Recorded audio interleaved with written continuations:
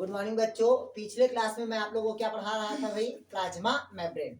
आज मैं आप लोग को उसी प्लाज्मा मेम्ब्रेन का पढ़ाने जा रहा हूं आप लोग को ऑस्मोसिस, डिफ्यूजन। ठीक है, तो सबसे पहले देखते हैं अपन ऑस्मोसिस देखते हैं।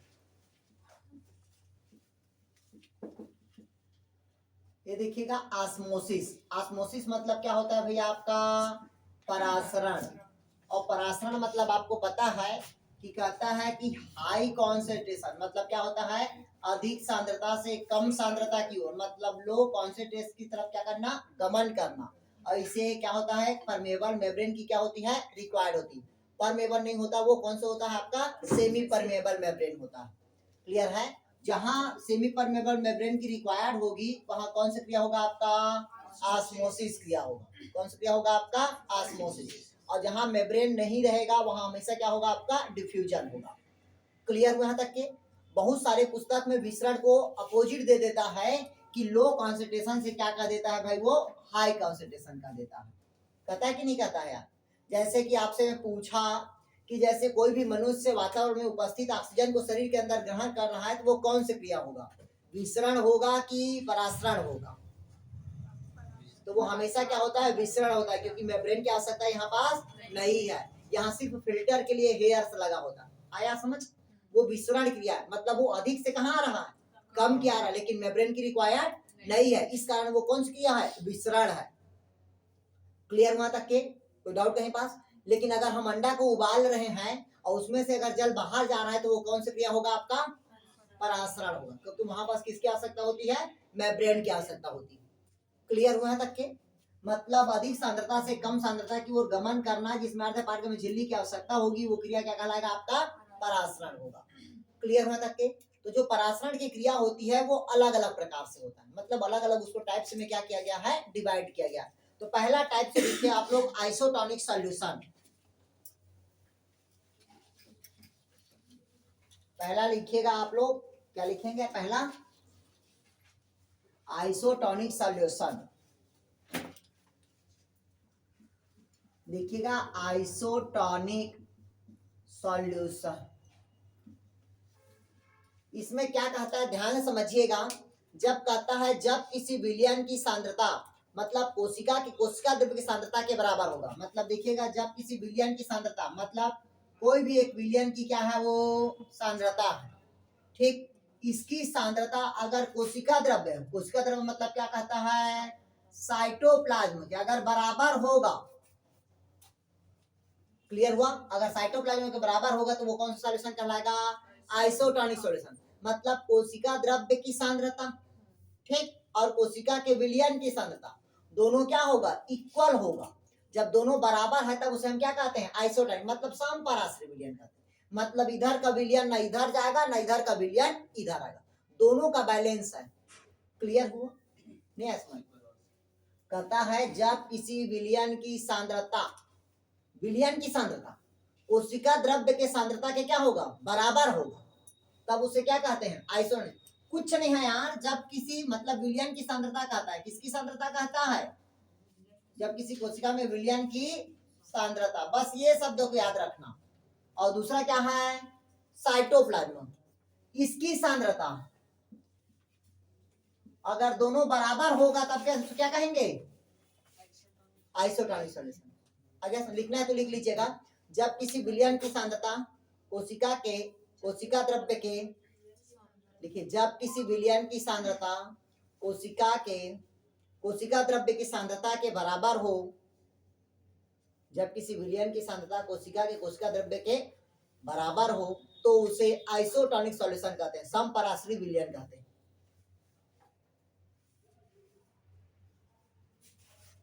जैसे कहता है नमक का घोल, इधर देखिएगा, जैसे क्या है भाई? नमक का मतलब 0.9% का जो घोल होगा वो आरबीसीएस मतलब समझते हो?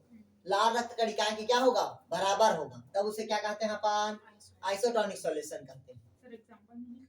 हाँ, अभी बता रहे हैं ना, बीपी हाई बीपी लो, इसी कारण तो होगा। क्लियर है? देखिएगा, मतलब हम नमक कितना खाए? 0.9% खाए, जो हमारे आरबीसी के विलयन के सांद्रता के क्या होगा? बराबर होगा। अगर नमक की मात्रा बढ़ गया तो बीपी क्या हो गया? हाई, नहीं है समझ। अगर नमक की मात्रा कम हो गया तो बीपी क्या हो जाएगा, लो। जैसे आप देखिएगा हमारे कॉलेज में कंप्यूटर ऑपरेटर है, भगवान उसकी मृत आत्मा को शांति प्रदान करे, ठीक है, कल ही हार्ट अटैक से खत्म हो गया। शनिवार को हम काम किए हैं उसके साथ बैठ के, ठीक, और कल सुबह 9:30 बजे ऊपर चला गया वो, ठीक, अभी 44 साल का है वो। और हार्ट अटैक आने का मुख्य कारण है बीपी का हाई होना, और बीपी अचानक हाई होने के बाद एकदम सट से लो हो गया तो ब्लड का सर्कुलेशन क्या हो जा रहा है, बंद। और बीपी मतलब जो हार्ट अटैक का कारण, मुख्य कारण बनते जा रहा है। अभी कोरोना काल में सबका लंग्स क्या हो गया है, कमजोर हो गया, इसी कारण सबसे अधिक मात्रा में हार्ट अटैक आ रहा है। उसका एक ही उपाय है कि सुबह उठ के 1 घंटा मस्त योगा होगा, व्यायाम करें, सब उसी के कारण है। क्लियर हुआ?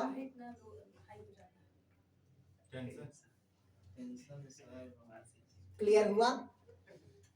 मेन बीमारी का जड़ है ये पेट, ठीक, ये साफ तो सब सही साफ, क्योंकि हम अपने दैनिक जीवन में घूमना फिरना क्या कर दिए, बंद कर दिए, वही दिनचर्या में समझ गए हैं, घर से कोचिंग, कोचिंग से घर, घर से कोचिंग, नहीं आया समझ।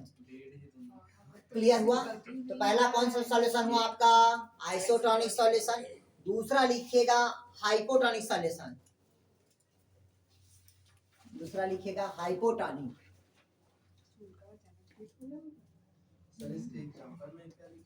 बताया तो था यार, 0.9% आरबीसी विलयन के सांद्रता के क्या होगा, बराबर होगा। अगला लिखिए हाइपोटोनिक सॉल्यूशन। इधर देखिए हाइपोटोनिक सॉल्यूशन क्या होता है, ये देखिएगा हाइपोटोनिक सॉल्यूशन मतलब होता है आपका क्या कहता है, अल्प पराश्री। अल्प पराश्री, हाइपोटोनिक मतलब क्या होता है भाई, अल्प पराश्री।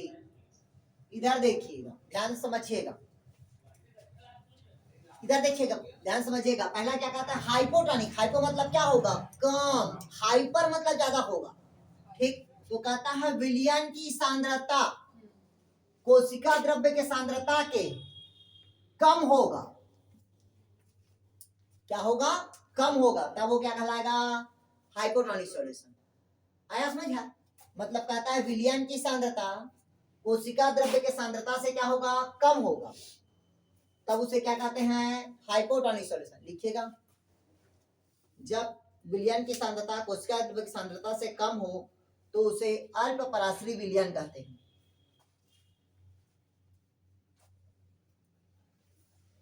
क्या कहते हैं उसको, अल्प पराश्री विलयन कहते हैं।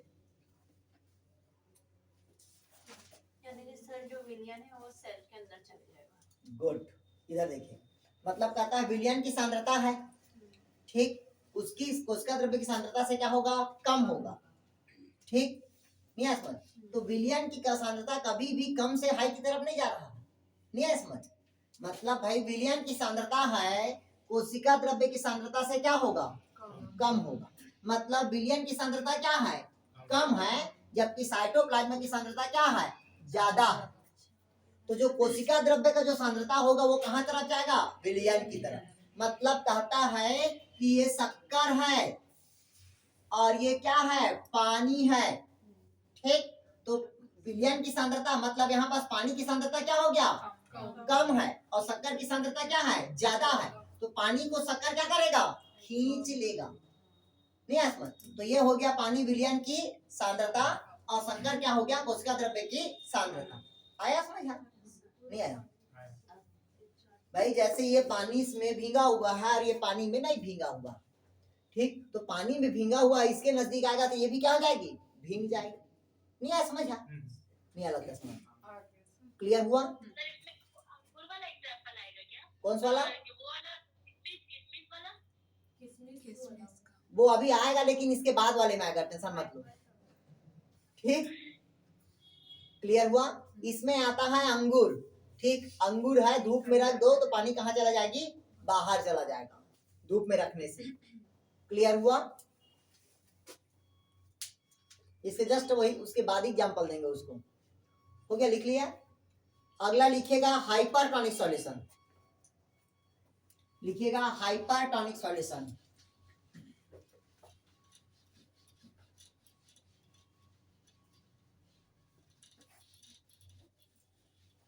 इधर देखिए, अगला कहता है हाइपरटोनिक। इधर देखिए, हाइपरटोनिक मतलब बोलता है कि जब विलयन की सांद्रता, किसकी सांद्रता कहता है भाई, विलयन की सांद्रता, ठीक, किसके सांद्रता से कहता है, कोशिका द्रव्य मतलब साइटोप्लाज्म की सांद्रता से क्या होगा, अधिक होगा, हाई होगा, तब उसे क्या कहेंगे, हाइपरटोनिक सॉल्यूशन, अति पराश्री। ठीक, हाइपर मतलब क्या होगा, अति पराश्री। लिखिएगा इसमें, जब विलयन की सांद्रता कोशिका द्रव्य की सांद्रता से अधिक हो,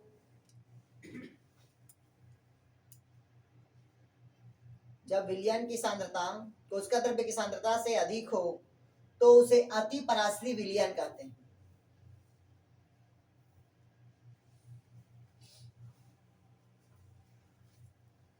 तो क्या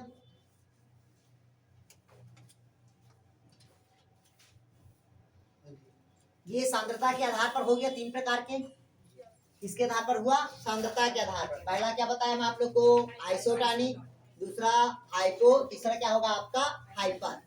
क्लियर हुआ, ये सांद्रता के आधार पर हुआ, आ गया समझ। अब लिखिएगा प्रसारण के प्रकार, क्या बोले, इसका एग्जाम्पल, इससे क्या बताऊं मैं, इसका एग्जाम्पल वही तो होगा, इसका एग्जाम्पल मतलब क्या होगा, इधर देखिएगा, हाइपरटोनिक मतलब विलयन की सांद्रता कोशिका द्रव्य की सांद्रता से क्या होगा, अधिक होगा, तब इसे क्या कहते हैं, हाइपरटोनिक सॉल्यूशन। जैसे देखिएगा आपको अंगूर, और दूसरा क्या होता है आपका किशमिश, ये अंगूर भरा हुआ है, भरा हुआ है कि नहीं है, ठीक, इसको धूप में रख देंगे तो इससे जल क्या हो जाएगा, बाहर, तो किशमिश बन गया। मतलब इसमें विलयन की सांद्रता जो है वो कोशिका द्रव्य सांद्रता से क्या हो गया, अधिक हुआ, तभी ये बाहर की तरफ जल निकल गया। नहीं है समझ, अभी भी नहीं है। तो उसी के प्रकार में भी पढ़ोगे, ये सांद्रता के आधार पर हुआ उसका, ठीक है। अभी जो पढ़ोगे एंडोऑस्मोसिस, एक्सोऑस्मोसिस, उसमें अंगूर और किशमिश का आएगा, ठीक। ये सांद्रता के आधार पर बोलता है, जैसे कि बोलते हैं ना किसी को, मतलब विलयन की सांद्रता कम हो गया है, उसकी सांद्रता किसी चीज को डिसॉल्व करते हैं तो, ठीक है। अरे जैसे कि घर में आप लोग एक गिलास पानी लेना और शक्कर लेना, ठीक, उसमें दोनों को मिला देना, तो किसी में शक्कर की मात्रा क्या आ जाती है, कम हुआ, तो कम हुआ मतलब क्या हुआ, वो हाइपोटोनिक। अरे पानी की मात्रा ज्यादा हो गया, शक्कर की मात्रा क्या हो गया, कम, तो वो कौन सा होगा, हाइपोटोनिक सॉल्यूशन। अगर दोनों इक्वल रहेगा तो क्या होगा, वो आइसोटोनिक।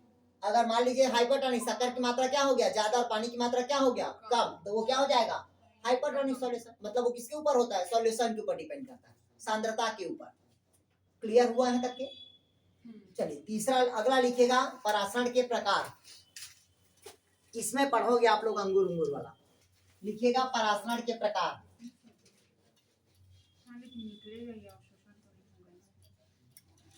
चलिए लिखिएगा भाई आप लोग परासरण के प्रकार, पहला लिखिएगा एंडोऑस्मोसिस, दूसरा लिखिएगा एक्सोऑस्मोसिस। देखिएगा दो प्रकार का होता है ऑस्मोसिस,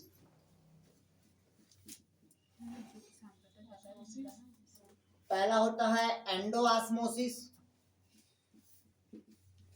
और दूसरा होता है आपका एक्सोऑस्मोसिस। इधर इसका मतलब समझिएगा, एंडोऑस्मोसिस और एक्सोऑस्मोसिस, ठीक, कभी भी ड्राई चीज में नहीं होता, ध्यान से समझिएगा।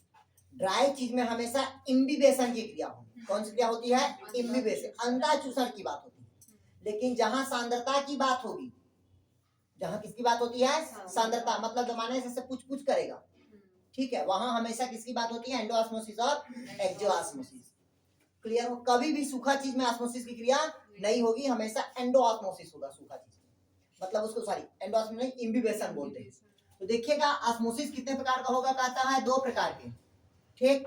मतलब जैसे कि मान लीजिएगा ये किशमिश है, ये क्या है भाई आपका किशमिश, ठीक, और किशमिश को किसके अंदर के सॉल्यूशन पे डाल दो, पानी में डाल दो, किशमिश को किस में डाल दो, पानी में डाल दो, तो शरीर के अंदर जल को क्या करेगा, वो एब्जॉर्ब करेगा।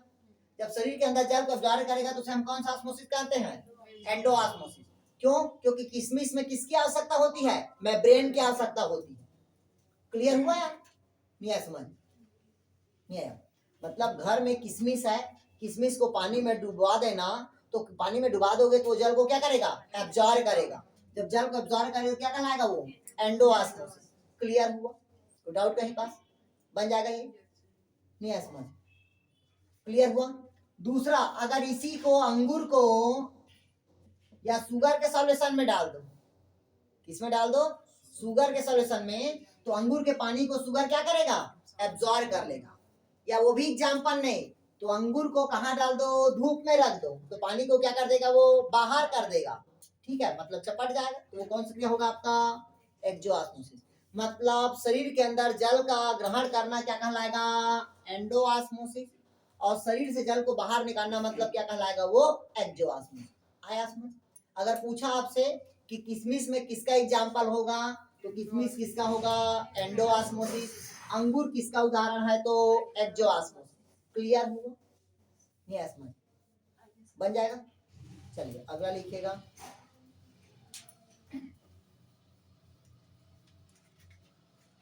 अब मैं आपसे पूछा प्लाज्मोलाइसिस कौन सी क्रिया है? डिफ्यूजन है कि विसरण है कि परासरण है? परासरण। क्योंकि क्या है उसमें? मेम्ब्रेन। जहां मेम्ब्रेन की बात आएगी वहां हमेशा क्या याद रखना आप लोग? परासरण, मतलब ऑस्मोसिस की याद रखना। तो प्लाज्मोलाइसिस तो पता है ना क्या? इधर समझ लो, इधर देखिए, इधर देखिए पहले ये, चलिए बता ही देते हैं, 2 मिनट लगेगा इसमें।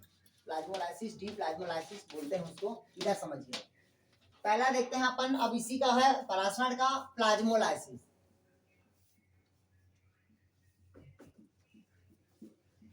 ये देखिएगा प्लाज्मोलाइसिस मतलब ये पौधे का क्या है? सेल है। ये पौधे का क्या है?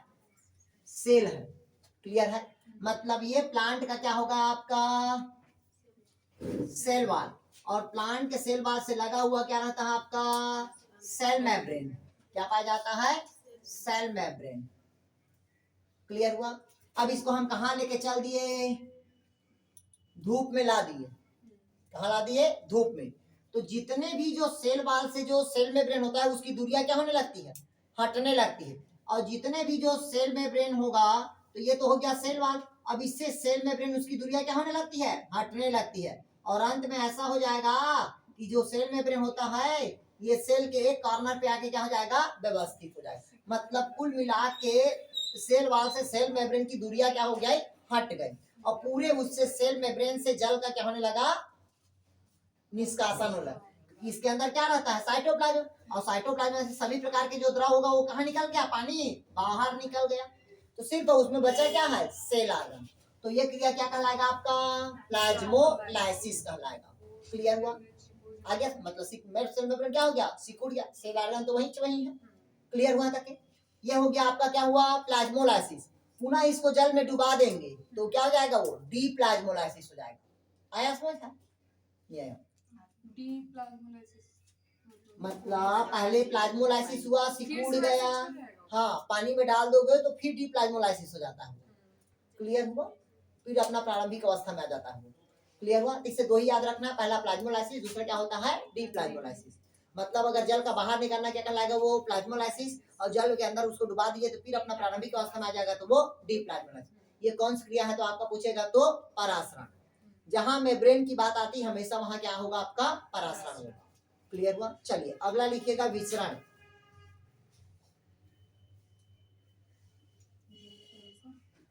अगला लिखिएगा विसरण, डिफ्यूजन।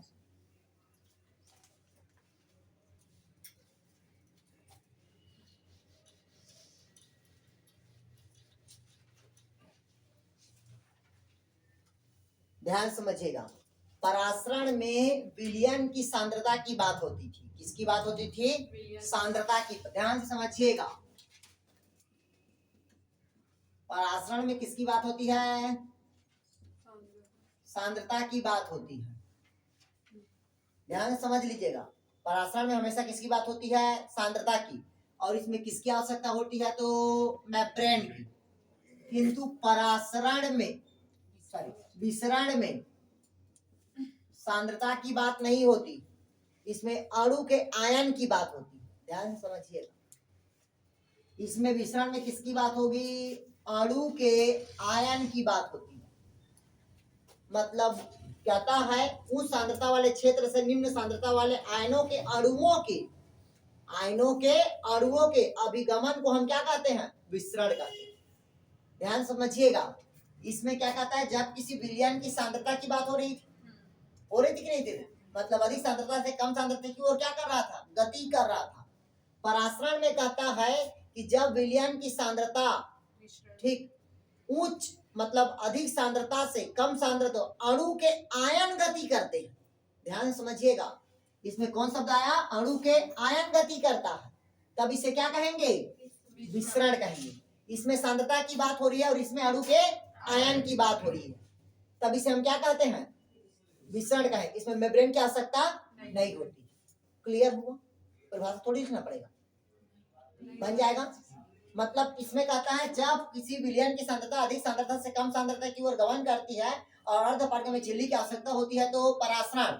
इसमें कहता है जब उच्च सांद्रता से कम सांद्रता की ओर अणु के आयन गति करते हैं तब उसे क्या कहते हैं? विसरण। क्लियर हुआ? इसमें एक शब्द जोड़ना पड़ेगा, सिर्फ वो कौन शब्द है? अणु के आयन गति करता। आ गया समझ?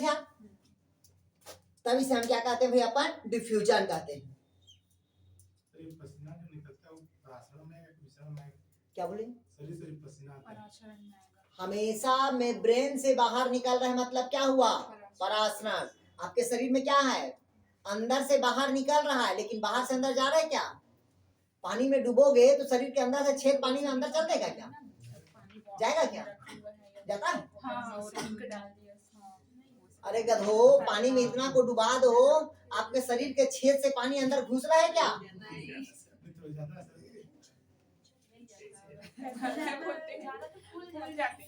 जाएगा तो भैंसे जैसे नहीं भूल जाएगा सर, लेकिन हाथ एब्जॉर्ब करते हैं ना, हाथ मतलब ये नहीं जो बोलते है ना, हैं ये बॉडी करते में हैं। तो बहुत नहीं से करते। अगर हमेशा शरीर सिकुड़ता एल्कोहल है। को एब्जॉर्ब करता सिकुड़ जाता है, सिकुड़ जाता है। एल्कोहल को एब्जॉर्ब करता है। आया समझ?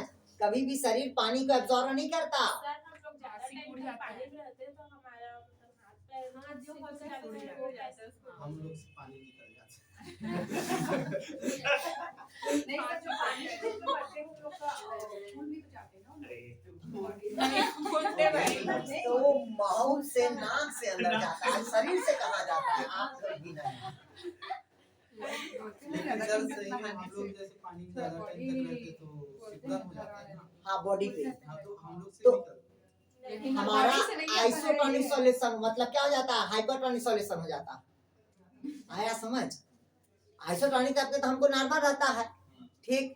जब हाइपरटोनिक सॉल्यूशन होगा तो हमारे बॉडी से क्या होता है? जल निष्कासन होने लगता है, वही बॉडी से निष्कासन होने लगता है जल, ठीक है। इस कारण क्या होता है? मतलब क्या होता है? वो हाइपरटोनिक सॉल्यूशन हो जाता है। सब तो शरीर में कोई भी से अंग से हो सकता है ना। हाँ, कोई भी अंग से हो सकता है। हाँ, लेकिन बाहर से पानी अंदर नहीं जाएगा, अंदर से बाहर पानी जाएगा, क्योंकि मेम्ब्रेन है। क्लियर हुआ? और जैसे मर जाता है तो उसके बाहर से अंदर जाता है। पानी बॉडी में बॉडी में रहता है ना, फूल जाता है उसको। फूल जाता है, मुंह से पानी अंदर गया रहता है, नाक से पानी अंदर गया रहता है भाई, सब फूलता है। शरीर से अंदर छेद से पानी अंदर नहीं गया है। बॉडी का उसका नहीं, हिंदी में से भी समझ में नहीं आता, वो निकल जाते समुद्र में जैसे ज्यादा टाइम तक उसमें खारा सांद्रता ज्यादा दिख रहता है। पहले समझ लो, यानी बाहर निकलेगा। इधर पहले समझ लो, जब हमारा शरीर पानी के अंदर जाता है तो माउथ से और नाक से पानी कहाँ चला जाता है? अंदर। तब हमारा शरीर क्या हो जाता है? फूल जाता है। आया समझ? लेकिन अगर हम गले के नीचे तक के पानी पे हैं तो हमारा शरीर पानी को एब्जॉर्ब नहीं करता। क्लियर हुआ? आ गया समझ? नहीं आया? कोई डाउट कहीं पास? लेकिन अगर वहीं पास खारे नमक में हो, कहाँ पास हो? खारे नमक मतलब जहाँ समुद्र है, पानी है, ठीक, वहां पास हमारे जो शरीर के जो पोर्स होते हैं, छिद्र होते हैं, उस छिद्र को वो ब्लॉक कर देता है। आया समझ? जो पोर्स होता है, जो अंदर से बाहर पानी निकलता था, वो पोर्स को क्या कर देता है? वो ब्लॉक कर देता है। क्लियर हुआ? इस कारण जब हमारे शरीर को कोई दबाते हैं तो पानी तो एब्जॉर्ब हुआ रहता है, शरीर के अंदर से एब्जॉर्ब हो गया है, मतलब माउथ से, नाक से। लेकिन जब हमारे शरीर को दबाते हैं तो पानी ऐसे इससे छेद से क्या निकलता है, पानी निकलता है, क्योंकि शरीर के अंदर ऑलरेडी पानी है। तो नमक के जो सॉल्ट है उसको दबाने से क्या करता है, बॉडी मतलब पानी क्या हो जाएगा, बाहर आएगा। क्लियर हुआ? यही डिफरेंट होता है। इसी कारण समुद्र में नहाने से शरीर क्या होता है, काला होता है। क्यों होता है? क्योंकि पूरे छिद्र को क्या कर देता है, साल्ट बंद कर देता है। आया समझ? कभी भी समुद्र, हाँ सर जैसे कि जिन मर जाते हैं पानी में, हाँ तो वो नॉर्मल पानी में भी यानी कुआं में भी गिर के मरते हैं, पर उनकी बॉडी फूल जाती है पानी में, हाँ। उसमें क्या हुआ है? पूरे पानी के एब्जॉर्ब कर लिया। जो मेम्ब्रेन होता है वो सेल वॉल से क्या होने लगा है, मतलब मेम्ब्रेन जो बॉडी से क्या होने लगता है, हट गया रहता है, मेम्ब्रेन फूल जाता है। ठीक है? अरे बोलते हैं ना, जब किसी भी चीज का जैसे मवाद देखे हो, मवाद शरीर में बनता है। मवाद क्यों बनता है शरीर में? ब्लड का नहीं रहता, वो प्लाज्मा का रहता है। ठीक, तो इसी कारण तो ये मेम्ब्रेन के ऊपर पे मेम्ब्रेन है ना, ये 5 लेयर है, इसके नीचे पे पूरा द्रव रहता है और वही द्रव फूल जाता है।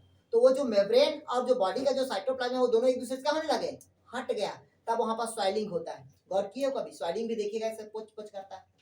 और मवाद का स्पेशल कैरेक्टर है कि ऐसे अगर वहां पर स्वेलिंग है और ऐसे दबा दोगे और मवाद बना, ठीक, तो तुरंत नहीं आता है, तुरंत वो गड्ढा ही रहता है। मवाद का एक स्पेशल कैरेक्टर है कि उसको दबाओगे तो वो गड्ढा रहेगा, लेकिन अगर मवाद नहीं बना है, उसको दबाओगे, छोड़ोगे तो तुरंत अपने प्रारंभिक अवस्था में आ जाता है। क्लियर? ये मवाद की स्पेशल कैरेक्टर। तो हमेशा मवाद कहाँ बनता है आपका? प्लाज्मा में ही बनता, ना कि ब्लड का बनता। क्लियर हुआ? हाँ, लेकिन ये है कि जो ब्लड में, मतलब जो प्लाज्मा में जो ब्लड रहता है ना, उसके कारण वो क्या हो जाता है, मवाद ब्लड टाइप का वो दिखाई देता है। क्लियर हुआ? आया समझ? नहीं आया? चलिए अगला लिखिएगा विसरण। अब लिखिएगा विसरण 2 प्रकार के होते हैं। पहला लिखिएगा सिंपल डिफ्यूजन, दूसरा लिखिएगा फैसिलिटेटेड डिफ्यूजन। पहला लिखिएगा सिंपल डिफ्यूजन, पहला क्या लिखिए भाई आप लोग, सिंपल डिफ्यूजन, और दूसरा लिखिएगा फैसिलिटेटेड डिफ्यूजन।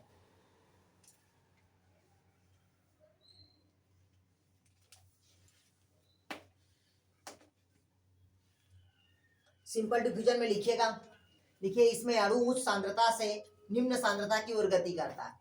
लिखिएगा सिंपल में इसमें अणु उच्च सांद्रता से निम्न सांद्रता की ओर गति करता है।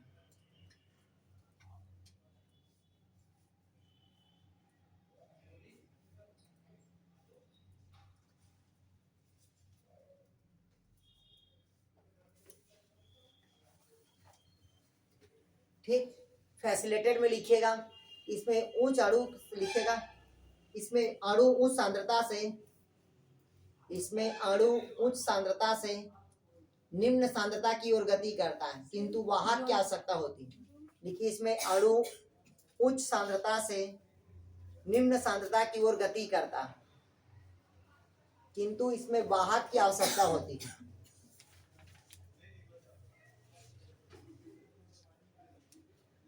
वाहक मतलब समझते हो, कैरियर की आवश्यकता होती है, और सिंपल डिफ्यूजन में कैरियर की आवश्यकता नहीं होती। बस यही डिफरेंट है इसमें।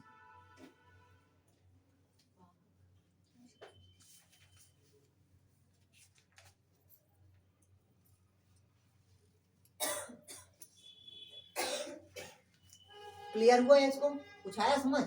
सिंपल में हमेशा क्या होता है, किसी की माध्यम की आवश्यकता नहीं होती, वो अपना ऑलरेडी क्या होता है, विसरण की क्रिया होते रहेगी। लेकिन जहाँ फैसिलिटेटेड डिफ्यूजन की बात आती है, वहां हमेशा किसकी आवश्यकता होती है, कैरियर की आवश्यकता होती है। जैसे कि सोडियम पोटेशियम होता है ना यार, ठीक है, तो लिख लीजिएगा फैसिलिटेटेड में लिखिएगा, इसमें नहीं दिया है यार,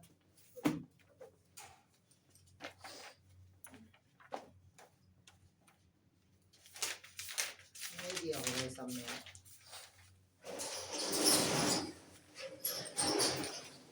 नहीं दिया है इसमें सेल वाले में। ठीक है, इसका एग्जांपल नहीं दिया है इसमें। चलिए अगला लिखिएगा आप लोग, अगला लिखिए एंडोसाइटोसिस। एंडोसाइटोसिस आप लोग को पता है, एंडो दीजिएगा, शरीर के अंदर कोई भी भोज्य पदार्थ को अंदर करना क्या कहलाता है, एंडोसाइटोसिस, और शरीर से बाहर भोज्य पदार्थ को, अपचित भोज्य पदार्थ को क्या करना, बाहर करना, वो कहलाता है एक्सोसाइटोसिस कहलाता है। क्लियर हुआ? लिखिएगा एंडोसाइटोसिस, हाँ हेडिंग डालिए ना, एंडोसाइटोसिस। लिखिएगा एंडोसाइटोसिस। प्लाज्मा झिल्ली के द्वारा, लिखिएगा प्लाज्मा झिल्ली के द्वारा खाद्य पदार्थ को शरीर के अंदर ग्रहण करना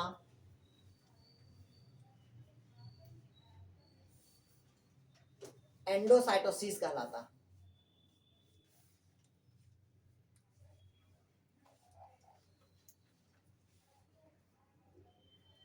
जैसे मैं आपसे पूछा कि कोई भी बैक्टीरिया वायरस का सेल मेम्ब्रेन के अंदर आना, ठीक है, वो कौन सी क्रिया हुआ?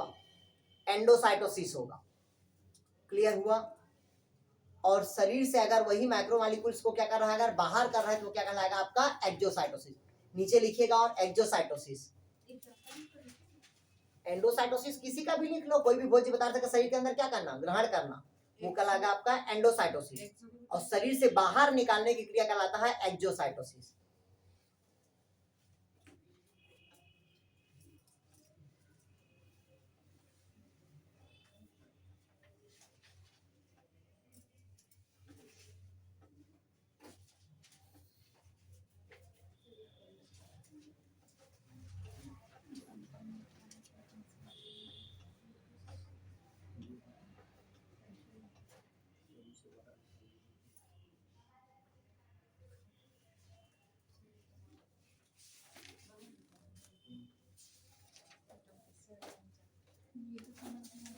सर एक जो के करो तो मतलब देखिएगा एंडोसाइटोसिस में मतलब क्या होता है? कोई भी भोज्य पदार्थ को शरीर के अंदर क्या करना? ग्रहण करना, एंडोसाइटोसिस। और कोई भी अपचित भोज्य पदार्थ को शरीर से बाहर निकालने की क्रिया क्या कहलाते हैं? एक्जोसाइटोसिस कहलाता है।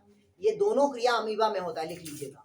भोज्य पदार्थ को ग्रहण करना एंडो, और अपचित भोज्य पदार्थ को शरीर से बाहर, वो कहलाता है एक्सो।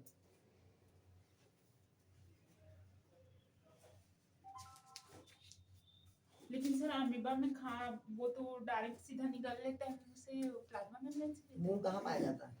प्लाज्मा मेम्ब्रेन होता है भाई, सूडोपोडिया बनता है। फैसिलिटेटेड का एक एग्जांपल कुछ जिसमें फैसिलिटेटेड का तो नहीं दिया, एनसीईआरटी में दिया है क्या? देखिए देखा। सर मेरे को देखना।